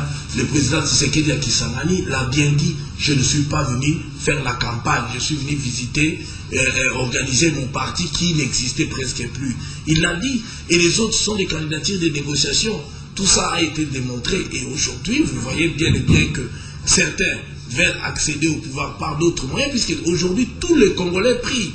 Lorsque vous voyez qu'il y a un Congolais qui ne cite jamais le nom de Dieu, dans ses meetings, dans ses discours, à ce moment-là, posez-vous la question, il obéit à qui, à quelles règles, et vous comprenez. On va revenir parce que dans cette campagne, il y a eu quand même des bouts de phrases qui ont plu, j'imagine, à quelques personnes, mais qui ont quand même un peu désarçonné le public.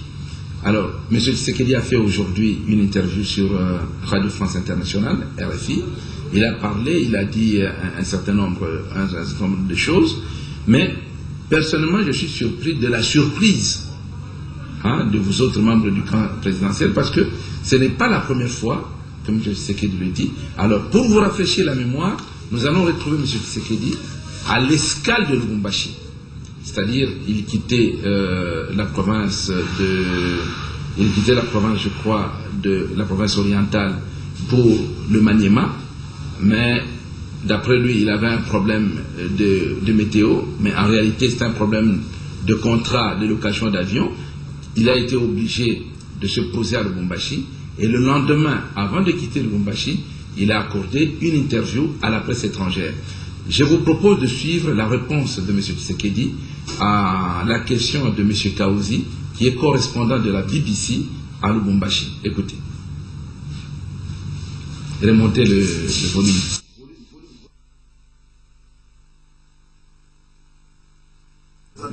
Lucien Kaouzi, je suis de BBC toujours.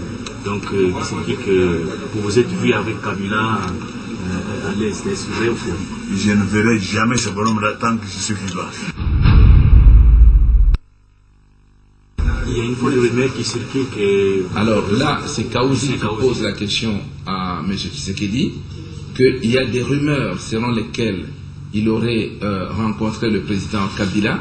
Alors, honorable Francis Kalombo, vous n'avez pas entendu le son, moi je l'ai entendu parce que connaissant l'élément, il a répondu sèchement ceci, de mon vivant, je répète mot pour mot, parce que le téléspectateur vient de suivre, de mon vivant, je ne rencontrerai jamais ce bonhomme. Alors, je donne la précision parce que dans l'histoire, nous avons des extraits de Koudia Koubanza, Okengo Adondo et procureur général, parce qu'on n'a pas assez de temps, on n'a pas passé ça. Dans l'histoire, Koudia Koubanza a été accusé d'avoir comploté contre Mobutu.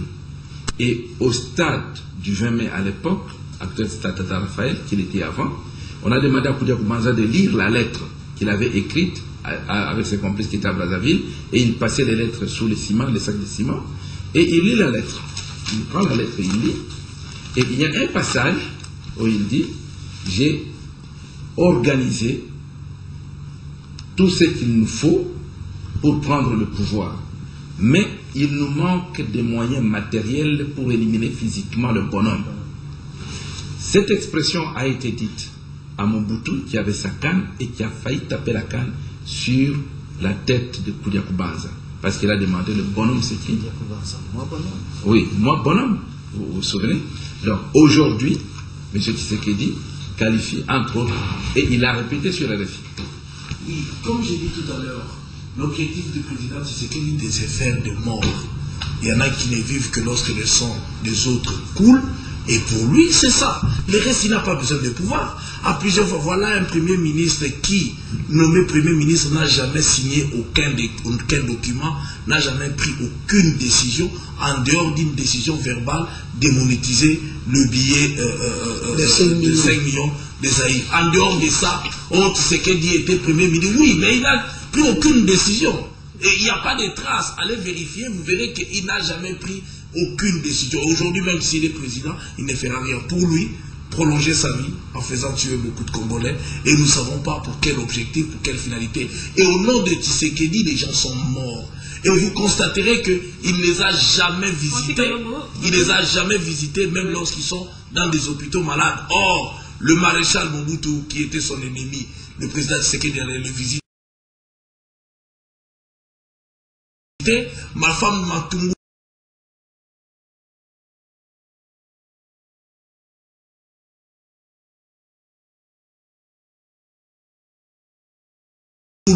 la veuve de Matungulu, qui n'a rien à voir avec l'IDPS, le président Tshisekedi a fait ses marches pour aller les visiter. On va accorder la parole au professeur Mpapa Saïd. Vous avez un commentaire par rapport à ça? Oui, c'est-à-dire que... Ce genre de comportement en tant que président, candidat à la présidentielle. Voilà. En suivant tous les parcours de M. Tshisekedi, même maintenant, là, pendant la campagne électorale, c'est d'abord quelqu'un qui veut par défi être président de la République. Comme on dit dans nos langues ici, là, Nzombo le soir. C'est-à-dire qu'il est au soir de sa vie et il veut absolument par tous les moyens être chef de l'État. Mais il se rend compte que par rapport à cette campagne qui vient de se dérouler, Kabila a beaucoup de chances d'être passé président. Alors, il ne voudrait pas vivre un échec au moment où il dit à tout le monde, il a créé un mythe, que c'est lui le plus populaire, que c'est lui l'homme miracle pour les Congolais. Et donc, il n'aimerait pas vivre une fin aussi minable que de perdre les élections. Je crois que c'est ça qui est fort à son niveau. Voilà, merci beaucoup. Nous passons à Chérubin Okende. Logiquement, c'est Kabila, ça vous dit quoi? Bon, nous sommes optimistes. Et aujourd'hui, en faisant le décryptage de la campagne électorale, aujourd'hui, tout observateur sensé va découvrir que Kabila s'est investi dans la campagne électorale. Il a expliqué aux Congolais ce qu'il voulait faire du Congo, parce qu'en politique, il faut avoir une vision. Il ne faut pas envier un poste pour le plaisir de l'envier, mais il faut avoir une vision, il faut proposer au peuple congolais, ou au peuple d'une manière générale, un schéma, lui donner un rêve. Et aujourd'hui, le rêve de Joseph Kabila, c'est la révolution de la modernité. Notre pays était devenu la risée du monde. Mais aujourd'hui, le Congolais commence à vivre la reconstruction du Congo, et nous rêvons tous d'avoir un Congo normalisé, modernisé, un pays qui atteint ses ambitions de grandeur au cœur de l'Afrique. Et ça, c'est ça le rêve qui nous porte avec Joseph Kabila, et n'en déplaise à ceux qui méditent le mal. Et je dis qu'il ne faut pas banaliser certains faits. Savez-vous, je viens des États-Unis, j'étais invité par le campus d'Oswego, l'université d'État de New York, et cela à l'initiative de quelques Congolais de Freedom Association, qui sont des Congolais qui veulent donner une autre image du Congo par rapport à la caricature qu'on a toujours faite de notre pays. Et dans la communication que nous avons pu donner, c'est de voir quelles sont les perspectives pour un Congo grand, pour un Congo uni, pour un Congo prospère réellement, et quelles sont les conditions pour les élections apaisées. Qu'est-ce que je voulais dire? Avec Freedom, nous avons pu découvrir dans certains milieux des informations qui sont totalement inquiétantes. Ce qui est en train de se passer obéit à une certaine logique, à un certain schéma. donc de provoquer le chaos au Congo et de casser l'élan de la reconstruction de notre pays. Je pense que de manière responsable, nous tous, tous Congolais de tous bords, parce que nous faisons de la politique, nos compatriotes qui sont de l'opposition aujourd'hui ne sont pas nos ennemis. Ne sont pas nos ennemis, nous en comptons des amis et aussi même des membres de famille. Nous n'avons pas à nous haïr pour que nous puissions encore allumer le feu, surtout dans la capitale. Donc je disais que cela obéit à une certaine logique. Il y a des gens qui vont, soulever une partie de leurs combattants, de leurs militants, mais ceux-là ne seront pas celles, ils risquent d'être infiltrés, et ce sont ces infiltrés qui vont commencer à créer la surchauffe et de fait pour arriver à des bains de sang. Moi, je crois que nous n'en avons plus besoin. Si nous voulons faire de la véritable politique, c'est nous investir d'abord de valeurs républicaines. Nous devons penser le Congo, nous devons penser la paix. Je me rappelle, excusez-moi d'évoquer cette anecdote, une fois j'étais dans une visite de famille chez le général Kaloumé, Denis. Nous sommes tombés, lui et moi, dans un échange politique. Il m'a posé 3 fois la question, et chaque fois que je regarde la praxis de la politique dans notre pays, cette question-là me revient. Il me dit, Chérubin Okende, peut-on vraiment faire la démocratie sans les démocrates, sans des véritables démocrates? Voyez, depuis 1990, ceux qu'on croyait des véritables démocrates, quel est leur comportement? Est-ce qu'on peut vraiment espérer commettre le peuple congolais à une véritable démocratie avec ce genre d'acteurs politiques? Ça me revient très souvent lorsque je vois des rébuffades de certains politiciens, un comportement qui ne frise, en tout cas qui ne reflète pas la démocratie. Donc, dans cette campagne électorale, l'opinion n'est pas naïve. L'opinion, c'est décrypter le message de tous les candidats qui prônent la paix, qui prônent le développement du Congo. Malheureusement, nous devons quand même avoir des référentiels. Quand il y a des hommes politiques qui nous ont fait rêver à un certain moment, qui commencent à tenir de langage, comme ce que nous avons suivi dans cette interview sur RFI, et qui n'est pas l'unique interview, je me dis, quel référentiel nous aurons en politique? Donc voilà pourquoi notre génération doit assumer. Nous n'avons pas beaucoup de références à tirer d'une politique politicienne où on ne peut, au lieu d'entrechoquer des idées, on ne débite que des injures. Ma foi, quel exemple nous donnons même à nos enfants lorsque nous ne savons pas respecter l'autre? Il y a des aînés. Pouvez-vous me voir, moi, le professeur Moupapa qui est là, que je lui manque du respect? L'écart de langage, ça ne peut pas se faire comme cela. Donc, si aujourd'hui, nonobstant mon âge, je suis hiérarchiquement supérieur au professeur Moupapa, il faut que nous nous étonnions qu'il m'insulte, qu'il utilise un langage déplacé. Nous devons avoir le sens du pouvoir. Le comportement d'un homme d'État doit être différent des activistes politiciens. Vous savez, nous qui avons fait aussi la société civile, nous savons quelle définition on peut donner à des activistes. Mais en politique, ici chez nous, malheureusement, on trouve aussi des activistes sans idéal, mais il faut toujours créer de la surchauffe pour de voie de fait. Je crois que l'image que l'honorable Francis Kalombo a pu donner doit nous interpeller, et le peuple congolais doit refuser d'être toujours utilisé pour que, bon, on crée de prétexte de la déstabilisation de notre pays. Aujourd'hui, le Congo est en droite ligne de sa reconstruction. Nous devons reconstruire notre pays. Le véritable amour pour le Congo ne doit pas être dans des incantations. C'est de par notre comportement, surtout nous, opérateurs politiques, pour dire, ok, là où j'ai perdu, mais que j'accepte que j'ai perdu. Là où quelqu'un a pu poser des actes qui fassent avancer le Congo, ben, il faut reconnaître qu'il a fait avancer le Congo. Et avec Joseph Kabila, c'est la pratique de l'humilité. Il n'a pas cet orgueil pour...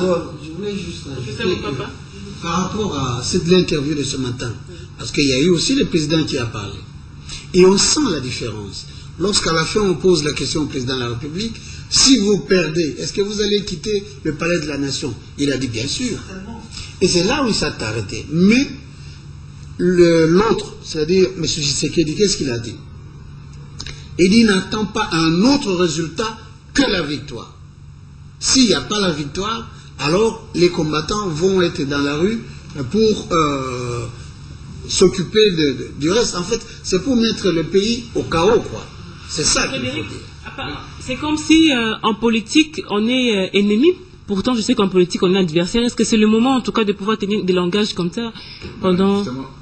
Justement, tout à l'honneur de Digital Congo qui dès l'annonce de cette interview, s'est déplacé pour demander un peu, parce que nous avons suivi la réunion des ambassadeurs occidentaux, leur déclaration à Radio Okapi, et nous sommes rendus sur le lieu chez M. Dominique Stroy, qui est... Quel constat faites-vous du déroulement de cette campagne qui arrive à sa fin aujourd'hui? Eh bien, nous avons pris comme, je dirais, approche, c'est d'avoir confiance dans le pays, confiance dans ses institutions et confiance dans ses citoyens. Et donc, la Belgique, proche amie du Congo, souhaite que toute cette campagne électorale se déroule clairement dans un climat apaisé qui peut favoriser des élections crédibles. Et donc, nous restons confiants, malgré la tension de ce jour, que le déroulement dans les heures qui viennent puisse ramener la sagesse au premier plan et puisse diminuer la tension qui est d'une certaine façon normale dans une campagne électorale, mais qui ne peut pas s'exacerber au point où la violence domine le débat politique. Oui, monsieur l'ambassadeur, vous venez à peine d'apprendre la décision prise par le gouverneur de la ville de Kinshasa qui annule tous les meetings politiques prévus ce jour ici. Votre réaction? Bien, ma réaction est une réaction tout d'abord respect pour les décisions des autorités congolaises. Il ne revient pas à la Belgique de remettre en cause des décisions politiques.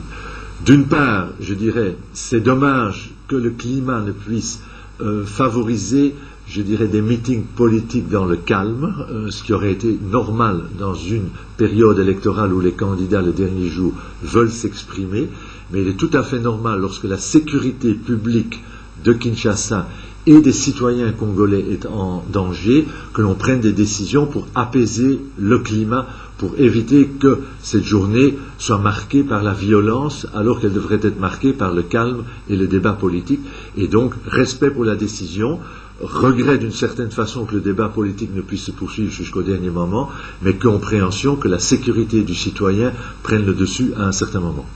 Est-ce que, à votre niveau, en tant que représentant de la communauté belge, ici en Afrique centrale, au Congo exactement, vous avez pris certaines mesures au cas où il y aurait débordement pour évacuer les ressortissants belges? Justement, la Belgique, dans ce climat de confiance pour ce qui se passe au Congo, n'a fait que répéter les mesures de précaution et de prudence normales au Congo.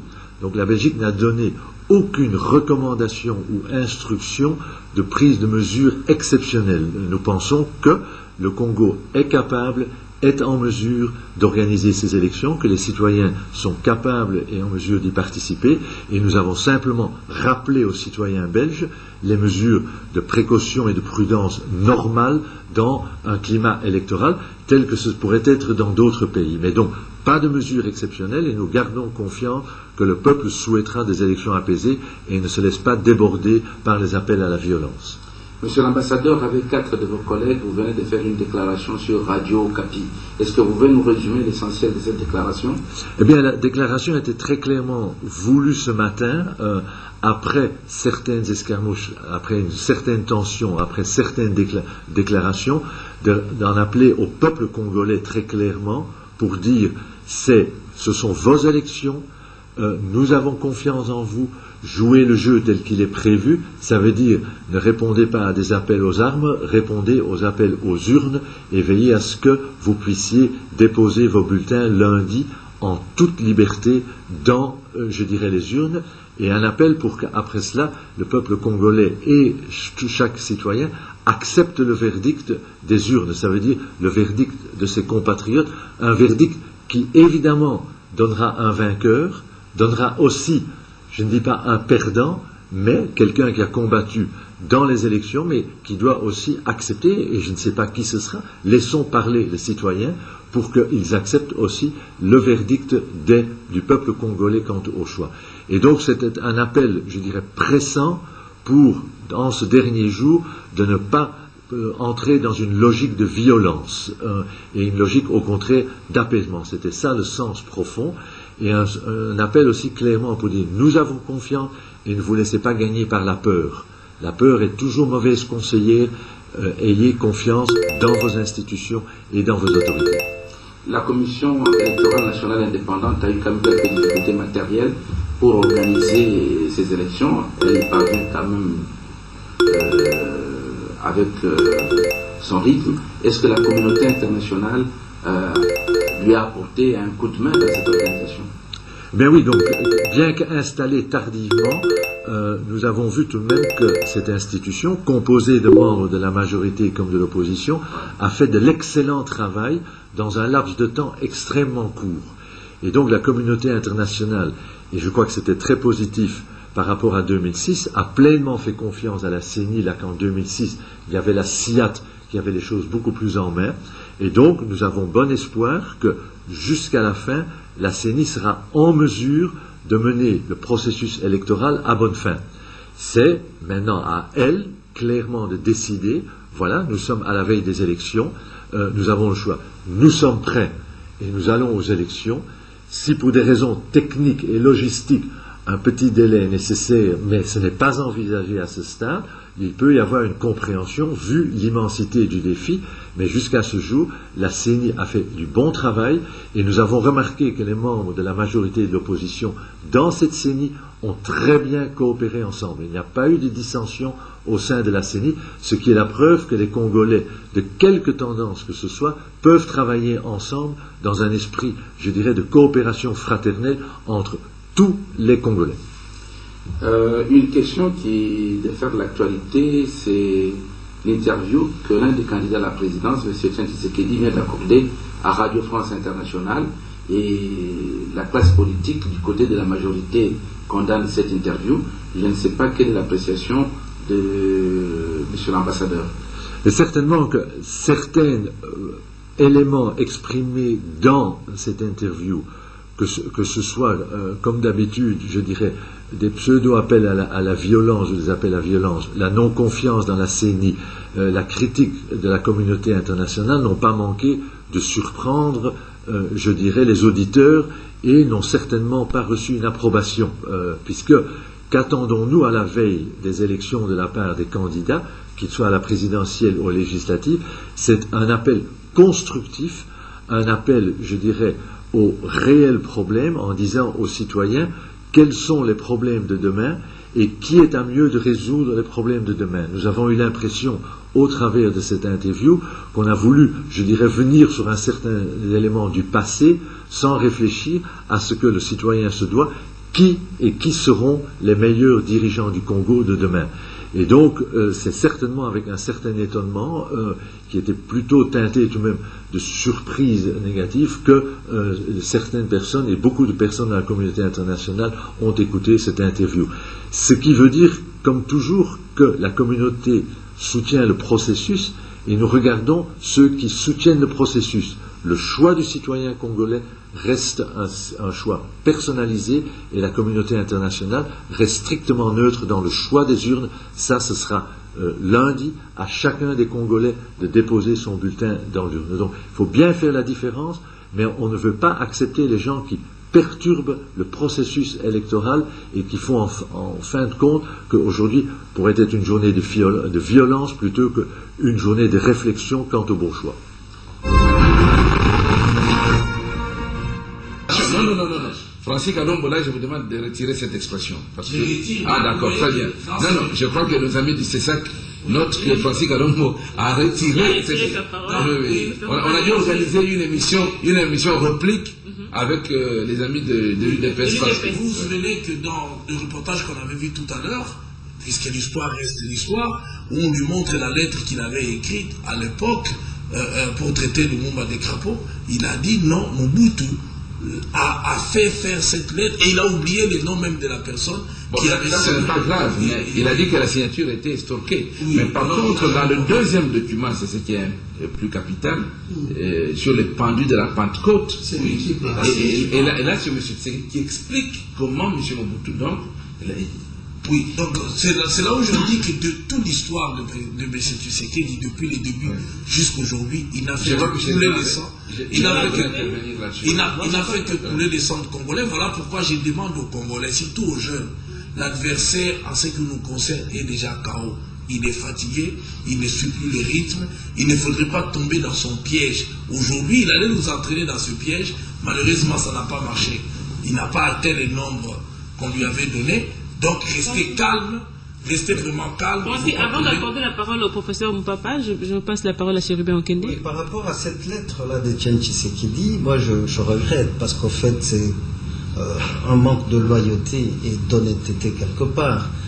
En décembre 1960, après avoir neutralisé et le président de la République et le Premier ministre, Mobutu aura mis sur pied un collège de commissaires généraux. Et c'est là que Etienne Tshisekedi se retrouvera comme vice-ministre de la Justice. Donc, c'est à ce titre, voyez-vous, quelques jours après sa nomination, il va dire que le maréchal Mobutu aurait trafiqué sa lettre et sa signature. Je crois que c'est méchant. Mais il n'a jamais porté plainte. Il n'a jamais dénoncé, il n'a jamais dénoncé, il n'a jamais porté plainte. Or, il dit c'est un blanc qui lui connaît. Voilà. Il a identifié et il a oublié. Et à ce moment-là, ben, c'était encore la grande amitié, la grande découverte avec Mobutu. Donc, et nous savons que le Kasaï, chez le Moulopoué, on avait aussi déclaré la sécession là-bas. Donc, et après que Mobutu ait maté une certaine rébellion ou une sécession par sa soldatesque à ce moment-là, bon, on avait diabolisé le Lumumba, il fallait l'envoyer là-bas pour que les Kasaïens puissent l'exécuter. Et on comprend pourquoi on l'a qualifié Lumumba de crapaud. Nous devons réécrire l'histoire de notre pays. Moi, je croyais même que M. Tshisekedi allait nier l'existence de cette lettre, qu'il ignorait. Mais quand il dit qu'il connaissait cette lettre, qu'il reconnaît que la lettre existait et qu'on a fait... Ne l'appartenait pas. Il dit qu'un Belge a imité sa signature. Et lui, il sait que cette lettre existe depuis des années et qu'on a imité sa signature à l'époque. Et que c'était Mobutu qui a fait avec un Belge, alors je m'étonne comment depuis toutes ces années. Donc, et puis même qu'il a quitté Mobutu, il n'a jamais... Cette culture de l'injure facile n'a pas commencé aujourd'hui, parce qu'après 1990, Mobutu était aussi traité de tous les noms d'oiseaux. Donc, à 1960 déjà, qu'on traite le monde de crapaud. Je crois que notre jeunesse, nos enfants doivent connaître la véritable histoire de ce pays. C'est extrêmement grave. On va poursuivre le débat avant de passer la parole au professeur Moupapa Saï. Je crois qu'on va faire un saut du côté de la régie pour voir un autre élément. Ils ne sont pas encore... Mensonge, vous n'avez qu'à regarder dans ses affiches. Lui-même, dans ses affiches, il fait ça. Il désigne le candidat numéro 3. Il faut que la population puisse aller voter le candidat numéro 3. Ça, c'est Etienne Tshisekedi. Voilà pourquoi, n'étant pas lui-même sûr de pouvoir passer, et puisqu'il doit aller voter, il choisit aussi les villages du président Kabila pour aller les voter là-bas, pour pas que les gens puissent revérifier, pour savoir effectivement. Mais vous verrez les résultats dans ces bureaux-là, il y aura 100%, c'est-à-dire même le voix du président Tshisekedi, il va voter pour le candidat numéro 3, puisque lui-même en appelle à ce que les gens puissent voter le candidat numéro 3. Professeur Moupapa, ça vous dit quoi ces images? Non, c'est-à-dire j'admire le talent des humoristes, le talent de caricaturistes. Et je crois que c'est une bonne chose. C'est symbolique, hein, c'est tout ce que ce soit pour la course, que ce soit pour ce qu'il dit. Hein, il reconnaît, mais personne ne peut nier à un moment donné. Parce que j'ai entendu d'autres candidats reconnaître que oui, c'est vrai, il y a eu des choses de faites. Bon, c'est tout à fait normal, ils sont candidats, ils pourront peut-être, s'ils étaient élus dans les années à venir, ben, ils doivent ajouter à cela aussi, en 2016, en 2021 ou des choses comme ça. Ceux qui seront là, ben, il y aura toujours des candidats. Espérons qu'ils seront en forme. Chérubin Okende. Je crois que Il faut féliciter Digital Congo d'avoir pensé à cette décrispation politique en montrant aux téléspectateurs que finalement, si nous prenons la politique du bon côté, ça peut ressembler à une comédie, juste une comédie et non un drame qui puisse amener les gens à s'affronter, à porter même la mort. Donc cette caricature ou cet humour décrispe un peu. Vous nous avez vu tous essayer de rire. Le président Kabila avec sa queue, il courait à fond et bon, finalement on se dit il faut avoir un temps de décrispation. Et je crois que ça procède de la maturation de notre jeu politique et ça nous permettra d'aller de l'avant dans la pratique de la démocratie. Frédéric Kitenge, en regardant ces images, moi je me dis, la vigueur qu'a le président de la République, ça pousse à la jeunesse congolaise, à la population congolaise d'avoir encore confiance en lui, j'espère. Oui, je crois que si la réalisation est en accord avec nous, nous verrons aussi un spot où le président Kabila est en train de faire un peu de gymnastique, de courses et consorts. Bon, comme c'est la fin de l'émission, j'aimerais tout simplement rappeler que dès le démarrage de la campagne électorale, le président Kabila a commencé par sa province natale, parce que c'est la province de sa mère, le Maniema. Et après le Maniema, il est allé au Sud Kivu, il a fait Bukavu, Vira et Walungu et partout, il est passé au Sud Kivu. Et après le Sud Kivu, il est parti au Katanga. Du Katanga, il est rentré au Nord Kivu. Et du Nord Kivu, il est parti dans la province orientale. Nous ne jetons pas de fleurs. Je rappelle que l'équipe de Digital Congo a accompagné le président Kabila dans cette tournée. Et de la province orientale, il est attaqué le Kasaï oriental et le Kasaï occidental. Du Kasaï occidental, il est parti dans le Bandundu avec Kikwit. Et le temps était mauvais pour arriver à Idiofa. De Kikwit, il est allé à l'équateur, il est arrivé en Bandaka, il a fait Gemena. Et après l'équateur, il est rentré par le Bas-Congo, et le Bas-Congo, il est revenu à Kinshasa. Au prix de quels efforts, je ne le sais pas. Et même si je le savais, je n'oserais le dire, tant la tâche qu'il vient d'accomplir est vraiment éléphantesque. Nous remercions tous les partenaires qui nous ont accompagnés dans ce mois de campagne, qui se termine ici, parce qu'à partir de maintenant, il ne nous reste plus que 10 minutes, le temps de laisser les téléspectateurs savourer certaines chansons qui les ont accompagnés pendant ces temps, parce que le répertoire était tellement vaste et varié que tout le monde s'est retrouvé. Je profite de l'occasion pour souhaiter bonne chance à l'honorable Francis Kalombo, qui est candidat à la FUNA et pour sa réélection, et je sais qu'il sera réélu. En tout cas, c'est mon point de vue. De toutes les façons, ce n'est pas un secret, je serai son témoin. Donc, c'est la fin de l'émission. C'est dans quelques heures, ce sera clôturé, la campagne électorale. Dans 10 minutes pratiquement. Alors, vous avez un mot à adresser à la population congolaise et aussi en tant que candidat. En tant que candidat, oui. À la députation. À remercier le président de la République pour tout ce qu'il a fait. Il a fait de notre fierté, de tout ce qui avons accepté d'aider la République démocratique du Congo, de servir le pays derrière lui. Et nous pensons que ce qu'il vient de faire prouve à suffisance qu'il est là pour servir et pour la République démocratique du Congo. Quant à moi, je suis le candidat numéro 793, mais pour moi, le plus important, c'est que le candidat numéro 3, le numéro 3 puisse d'abord passer et le reste, c'est rien. Et je pense que même le président Tshisekedi en appelle, si vous regardez toutes ces affiches, il fait ça, il demande qu'on vote le candidat numéro 3. Merci Francis. Avant de terminer, je crois que nous devons avoir une pensée sur le candidat numéro 1 à Yumbi. Il s'agit de Séverin Bamani. Et je crois que tout le Maïndombe va porter Séverin Bamani. Du candidat numéro 30 à Kalemi, c'est ma ville natale. Donc, à Kalemi, le candidat numéro 30, c'est Janet Kabila Tchungu. C'est la sœur jumelle du président Kabila, le candidat numéro 3. Et du candidat numéro 36 à Manono. Il s'appelle Mwazambala Kabila Zoé. C'est le jeune frère du président Kabila. Il est candidat député national dans le territoire de Manono, au Katanga, numéro 36. Numéro 30, Janet Académie, et le numéro 3 ici. Alors, 30, oui, c'est ça. Donc, on termine là et je crois que... Professeur Papa, un mot de conclusion?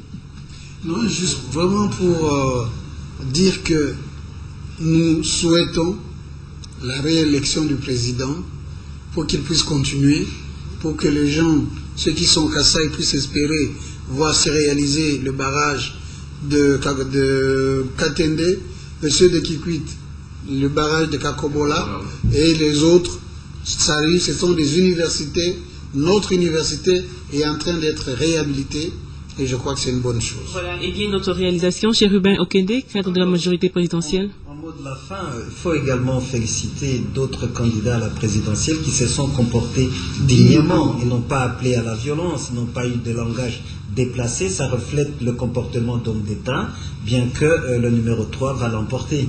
Donc, que nos élections se passent dans la paix. Merci beaucoup à tous. Vous avez participé à cette grande émission sur soirée électorale. C'est la fin de la campagne électorale en République démocratique du Congo. Et il me reste qu'à souhaiter bonne chance à tous les candidats et aussi à Francis Kalobo qui est candidat. Chérubin Okende, je crois. Alors, merci à tous de nous avoir suivis. Au revoir.